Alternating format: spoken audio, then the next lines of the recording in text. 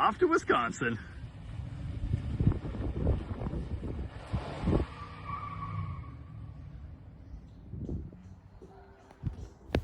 Yeah, that was Jamie Atwood from Dead Dodge Garage. He's the one that sold me this 1979 Dodge D100 step-side that I am now going to get all prepped and ready for a 2,000-mile drive back to Wisconsin. Yeah, if you haven't checked out Jamie's YouTube channel, Dead Dodge Garage, a lot of good stuff on there. Also, Jamie does a video on this truck from when he bought it. You should go on to his YouTube channel and look for that one. It's a lot of fun. So it is about 6:50 in Bonnie Lake, Washington, and I'm heading back to Wisconsin. I'm thinking I'll have about 5 hours drive to Spokane. The truck is running really good so far. I almost feel like it was tuned for this cold weather. It's like 12 degrees. Shitty weather is following me all the way through until tomorrow.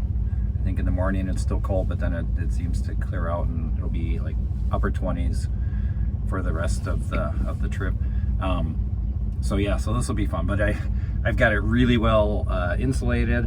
I've got carpeting in. I have a layer of foam under that.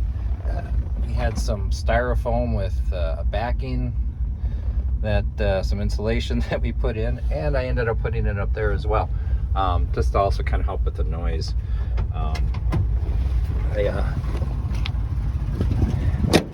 Runs really well. I also taped up my side curtains. I don't like the whistling. Taped up the windshield. There was a little bit of rain. There was that hole that was in the roof. It was patched, but I don't know. I just don't like moisture getting in there.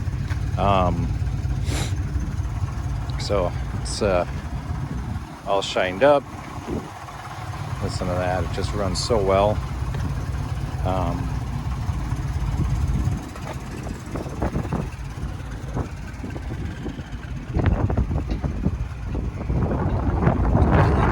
Brake lights. Yeah, it's pretty toasty in here. Have to turn on the toggle switch to get the heat, but it still leaks out through the vents while I'm driving, so I actually don't need the fan on the whole time. And I've got my temp and my voltmeter and speedometer 116, 521, so not too bad for miles. 318 seems a little bit tired, but I had an issue with the brakes where I press on them and they would not return. I had to kind of press and do a little foot return thing, but I sprayed PB Blaster in that pump and it seems to have worked really well, and it's actually, they're coming off on their own. Got my bins. I got 2 bins, and I've got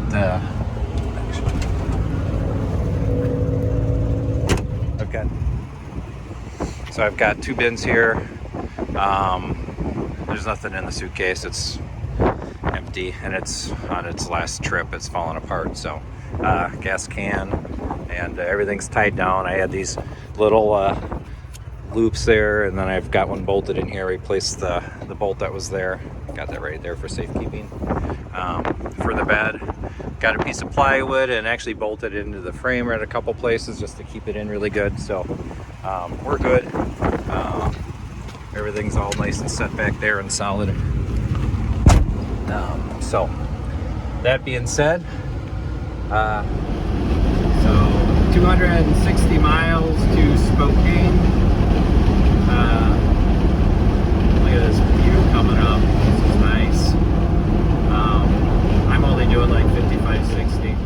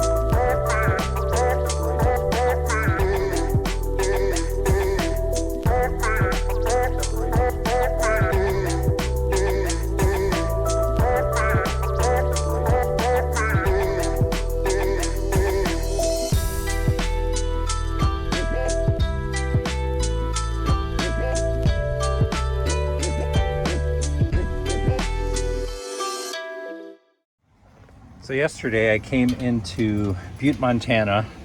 The intention was just to do my normal stop, get gas. I was stopping every 60 to 100 miles, 150 maybe. And get gas, just check things over. But as I got into town and it was cold, it was like, 15 below, and the thing just did not want to run in town, and it was really struggling. And I was having issues with power on the highway too.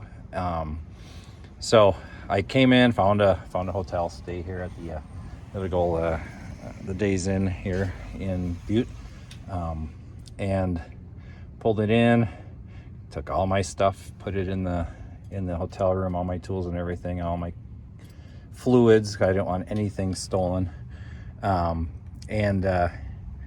figured maybe it's that choke. That choke was causing an issue. So hey, check this out, Jamie. Look what I found inside the cab. You were using a nut. I found the actual wing nut. So I figured that it was probably that the choke, automatic choke. We said that was having issues. Whenever I should take this out all the way. Whenever I'd be at idle, when I first came off the highway, it was struggling, and then it would be fine, it would catch up. But we noticed that it was just never fully opening. So I took out the butterflies. So I started it this morning and basically just got around the parking lot here for one circle. It died, and then got it started and limped it back into this spot, and then pulled the butterfly off. I didn't want to really mess with all this other linkage shit. So I'm just going to leave it connected as is. I think that's fine. I don't know.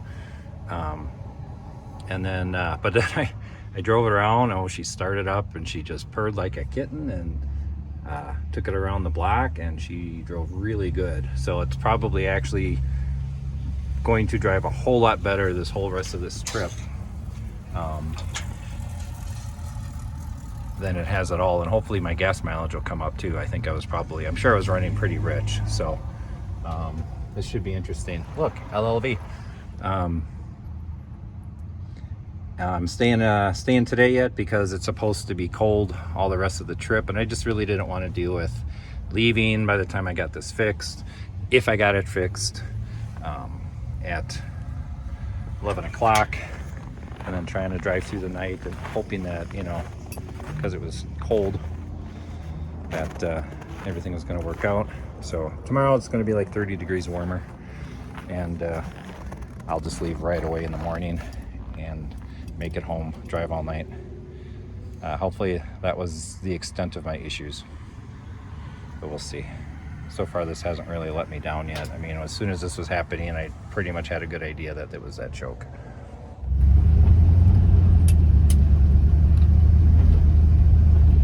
Taking it on a test drive of the highway after I did the choke removal. Oh, this thing just drives so much more responsibly.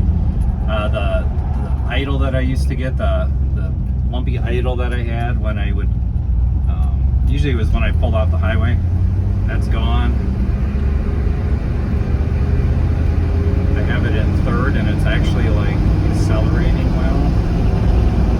Oh no, it's in second. Never mind. Maybe actually drop down. Yeah, it worked.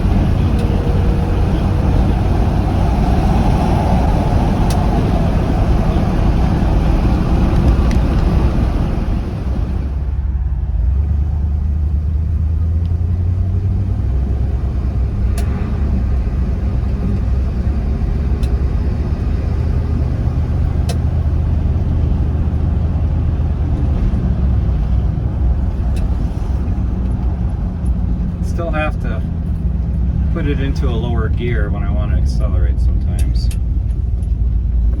doesn't like to kick down. But I knew that because Jamie said that on his video when he bought it.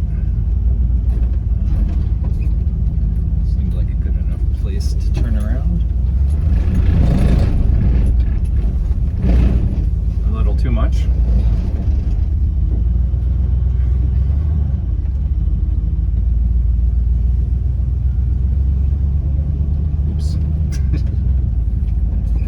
Sure no one saw that.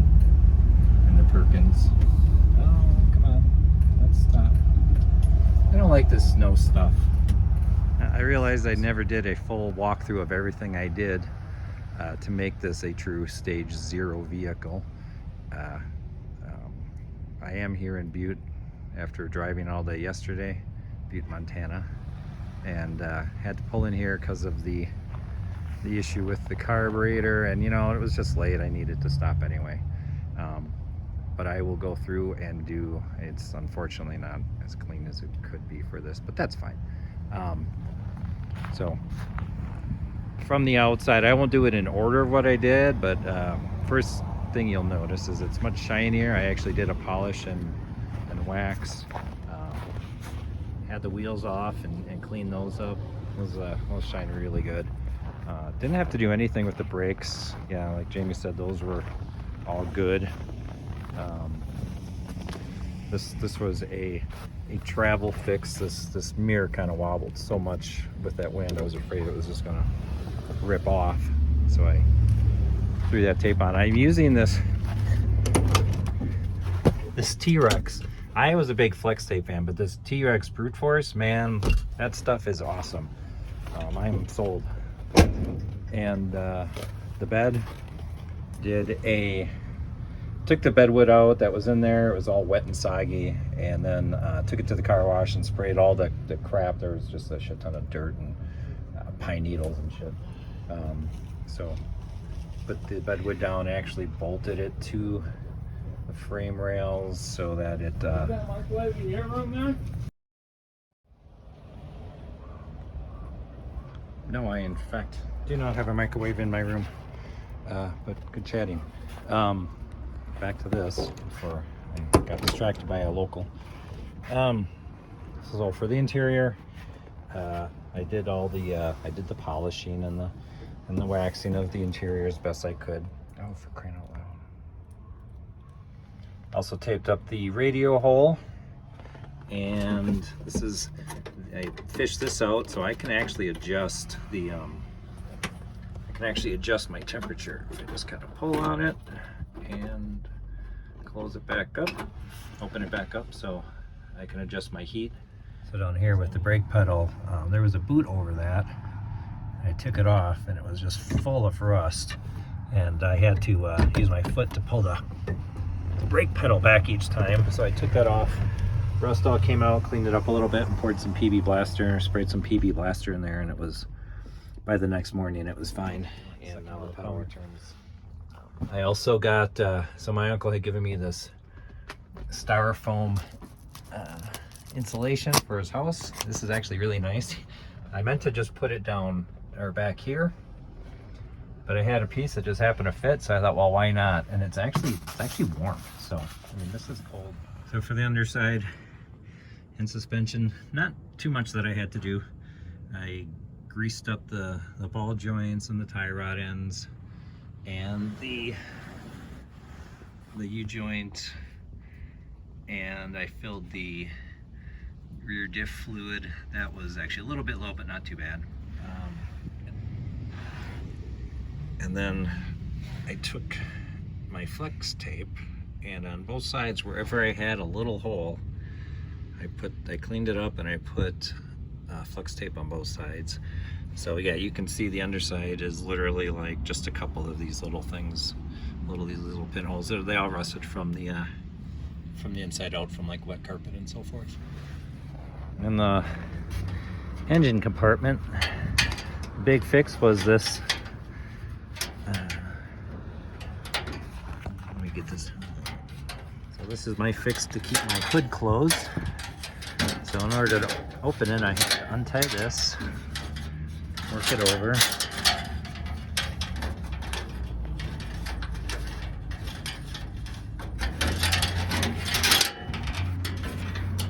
Give it a pull. And there we go. The reason for that is because I could not consistently reach this. So when I had this here so that I could just pull it open, and then twice on the highway, the hood popped open, and luckily it caught the emergency catch. But what was happening was, as the wind was hitting it so hard, the door was kind of flopping around in here, and then this would probably move, and at some point move enough so it would open.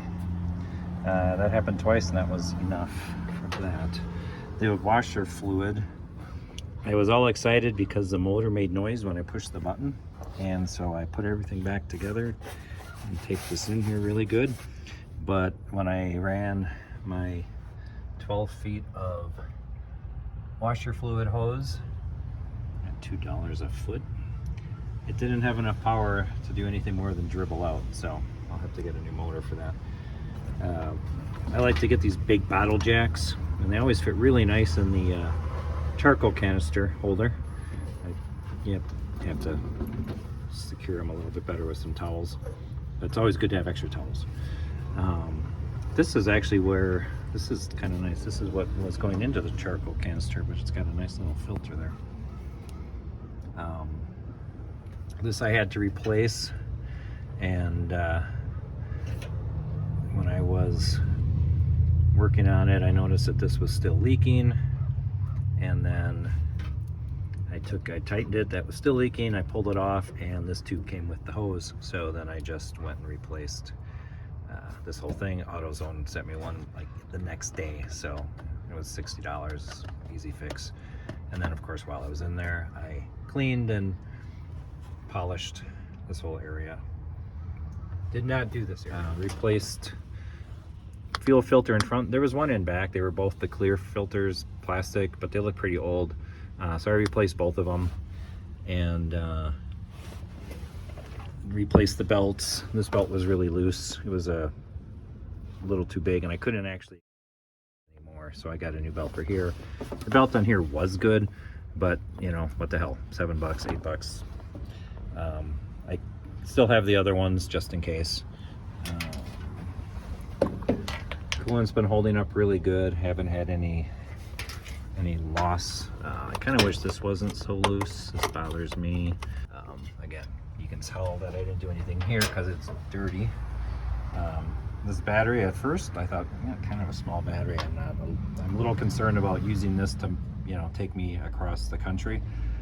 But I came out here this morning, it was 10 below, and it was a little bit slow, but it still did it, and it never died. So that was encouraging. Again, that choke there, I think that was crapping out, so I just pulled the butterfly. So tomorrow maybe I'll have to choke it with my hands. I haven't lost any brake fluid. Power steering fluid doesn't seem to be, oh, I see a drop, but I don't see it dripping all over everything. I know that there was a Lucas stop leak, power steering stop leak bottle in here, half used. So Jamie, if you actually use that in here, it works. And I think that is all. Oh, I did clean the underside of the hood a little bit. It was pretty nasty. It was a lot of mildew back here. That's from, I had the radiator cap off when I was running. I wanted to just double check that it wasn't bubbling. I had some white milky oil water solution on my dipstick, and luckily it was just condensation on that. It hasn't done it since. It's been really clean. The whole drive, I haven't had to add too much, but it still looks pretty good.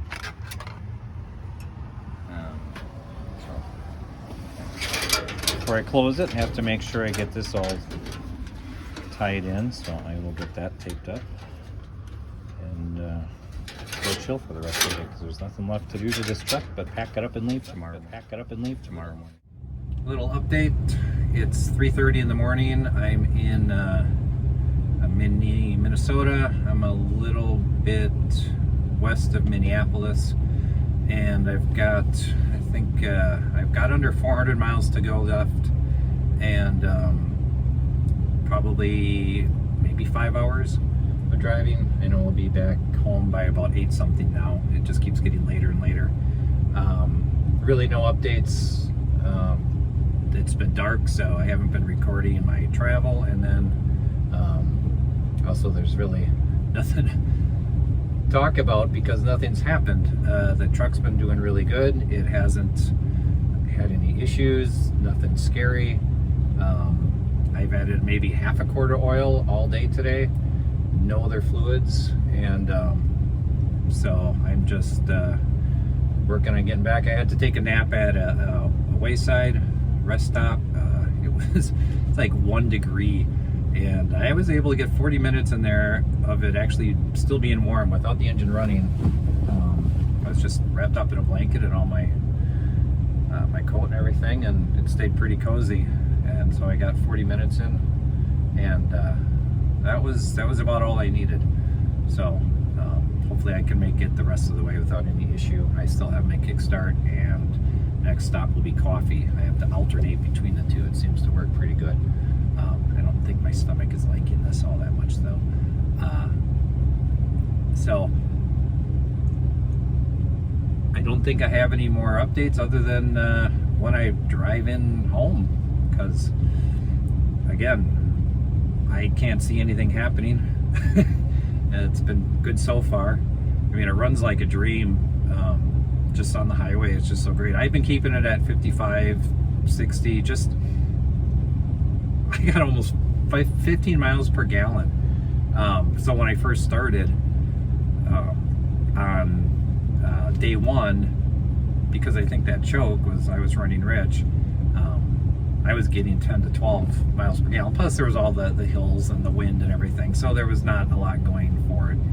And then after I left Butte yesterday, I've been doing upper 12s to 14s, and on this one I had 14.9, so that was cool. But again, I've been doing 55 miles an hour. I'm in no rush. Rather take my time and get there safely and a little cheaper. So I will probably continue to do 55.